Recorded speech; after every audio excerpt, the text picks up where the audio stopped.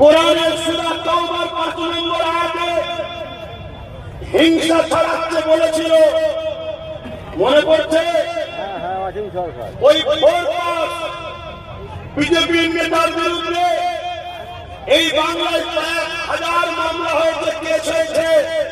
তাকে আমার রাজ্যের প্রাক্তন সিএম মাননীয় মমতা ব্যানার্জি অ্যারেস্ট করেছে, তাকে অ্যারেস্ট করেছে।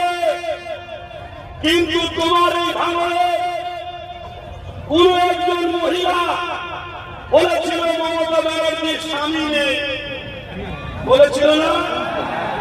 আর তোমাদের এই ভাঙড়ে আরেকটা জাহান্নামের কুকুর খুরখুর করছে, সে কার বিরুদ্ধে কেস করেছিল মনে আছে? ওই জাহান্নামের কুকুর, তুই এই মুসলিম মহিলাদের ব্যাপারে কেস করতে পারলি কেন? এ বলেছিল তোর মায়ের নাকি স্বামী নেই।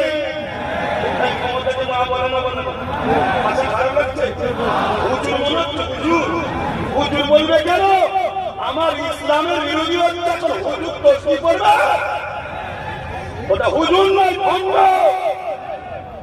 উমর ফারুক যেমন মসজিদের পাগড়ি পরে খুতবা দিয়েছে, আবার অন্যায়ের বিরুদ্ধে তরোয়াল নিয়ে মাথাও নেমেছে। এর নাম ইসলাম, এর নাম ইসলাম।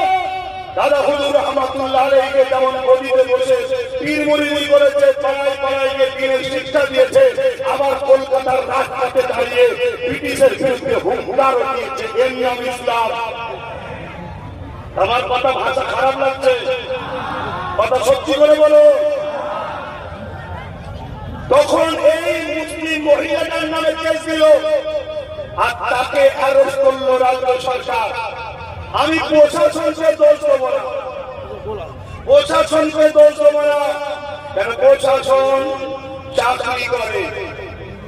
দোষ দেবো আমাদেরকে, আমরা ঠিক লোকের হাতে ঠিক সময় দায়িত্ব না দিতে পারার জন্য আজকে গন্ডগোল হচ্ছে।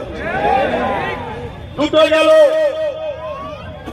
যারা আমার ইসলামের উপরে আঘাত দেয়, যারা আমার কোরআনের নামে মিথ্যাচার করে, তাদেরকে অ্যারেস্ট করে না।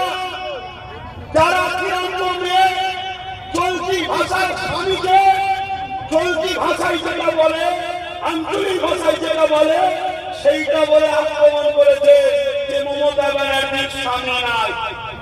স্বামী নাই, স্বামী নাই বলেছিল, এত কেস কিসে লেগে গেল?